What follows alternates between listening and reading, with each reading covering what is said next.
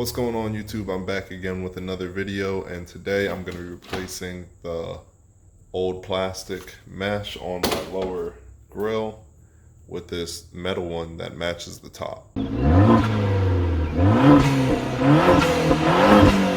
didn't show in my last video, but I'm pretty much just going to cut as close to this top border as possible without actually cutting it itself. And I'm probably gonna, like I said, these tabs are what hold the actual part that we're gonna be cutting in. So I'm just gonna pop that out. It might be easier to go from the inside, actually, because you can just get right up on that line. You're gonna need a Dremel. I'm not sure what kind of cutting wheel you need, but I got a diamond crusted, so it'll definitely cut through anything that I need it to. You guys should definitely have on eye protection. I lost mine in the ocean, so wish me luck, because you can't really get in there. You gotta cut from the front.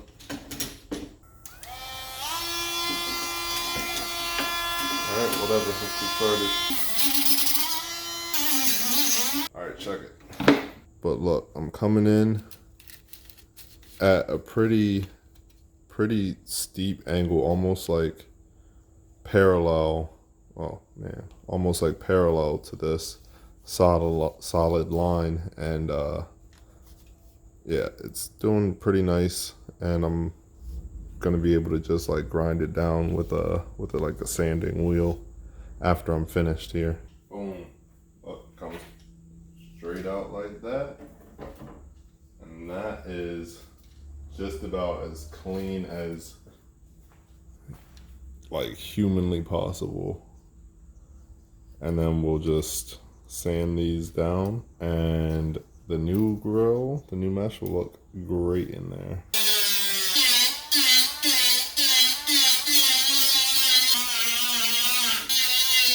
But look how clean that looks. So you guys don't really need to see me say another time lapse of me sanding this down, but as you can see, I'm sanding away big knots like this. So this is gonna look really clean, and I'm just gonna go ahead and do this off camera, and I'll get back to you when I'm ready for the new mesh. Okay, so actually I realized this is going to be going on the back, and this is cut perfectly from customcargrills.com. It has cutouts for the bumper tabs all around. So it's going to go on the back here like this. You're just going to line it up like that, and the part that I'm sanding is on the front. So while I'm waiting for my Dremel to charge up, I'm gonna go ahead and zip tie this thing in place. Alright, so I got it all zip tied up. Got my automotive goop here, and this is literally a stick that I found outside, and this is what I'm gonna use to apply my automotive goop. This stuff has a really strong smell, so please do it in a well-ventilated area. And this stick honestly works just as good as that skewer thing I used last time. Or maybe, I'm not even sure if you guys saw that. Dang, my stick's breaking. Alright, this one's more precise. Yeah, afterwards I'm definitely gonna have to go through and get up all the little webbing that I'm dropping. If there's a special tool to do this with, don't waste your money on it, because I can't imagine it would work better than that.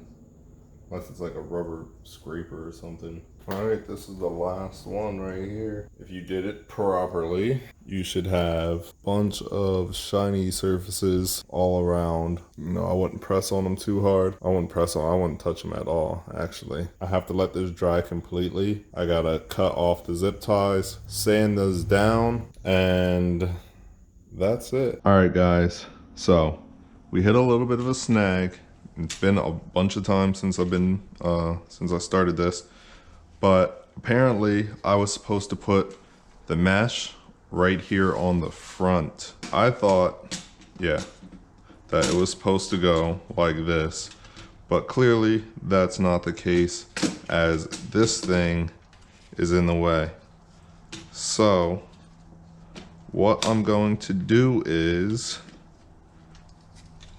I'm gonna cut this out completely, and it's ugly anyway. Like you don't want that there. So it's kind of confusing because this one goes in front of your mesh. I mean, in front of your, grill trim piece, and the top goes behind.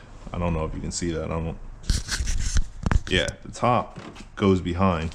So that's what threw me off there. Yeah, the Dremel is gonna suck at cutting this. At least my Dremel is. So what I got here is a paring knife and a torch. Don't ask me what this torch is for, but you're gonna want a knife that has a handle.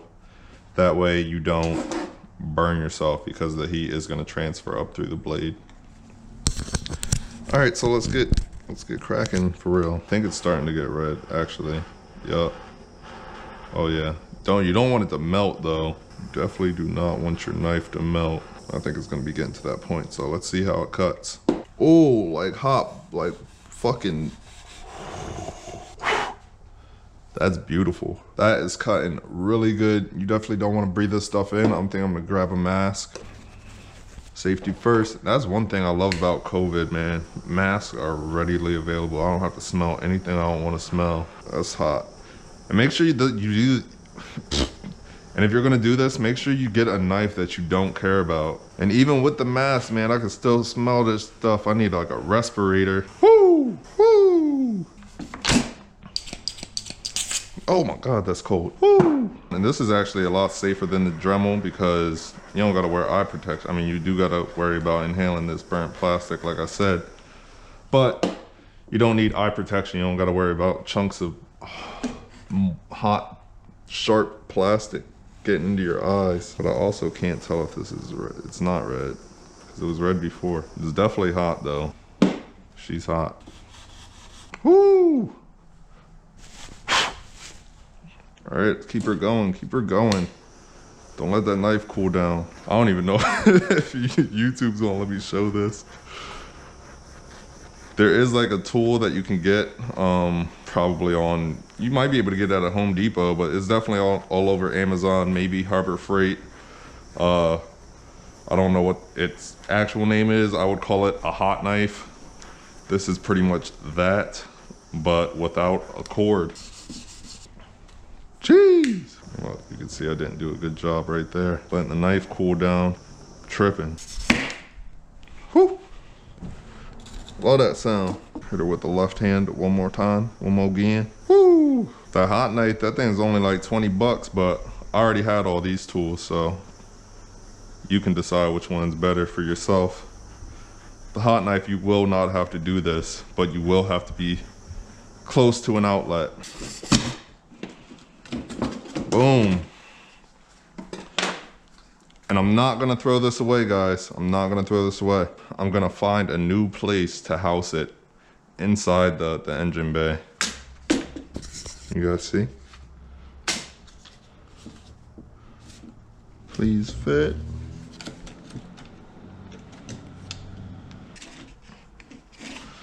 Okay, oh my God. Even with all the cutting and hot burning that I've done, it looks like this thing still wants to be on the front. Dang. Oh my God. You know what I think the issue is? This little metal tab right here.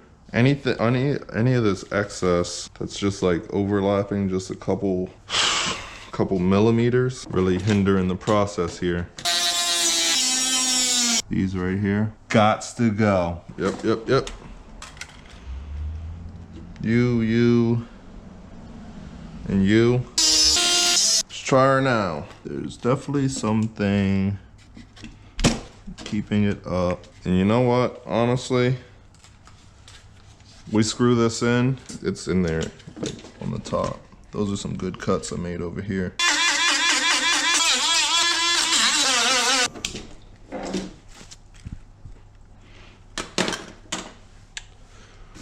Okay, you think that'll be enough? Doesn't look like it, but you know what? I'm about to just put it back in anyway. Yep, I'm throwing her back in, man.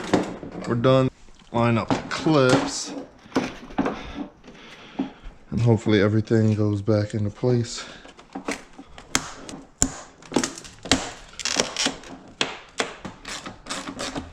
Alright guys, I got that back in.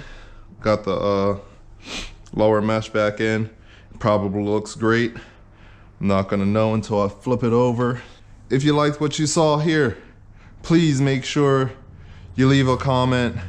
Tell me know what you thought about this video. Leave a like if you liked the video. Please make sure you subscribe. Yeah, I'm doing a giveaway at 250 subscribers. You're not gonna wanna miss it. I'm giving away a $50 AutoZone gift card. And it's gonna be pretty dope. I could have used the $50 AutoZone gift card today. So please make sure you go ahead and get your entries in for that. And I will be back soon with some more dark content for y'all. Peace.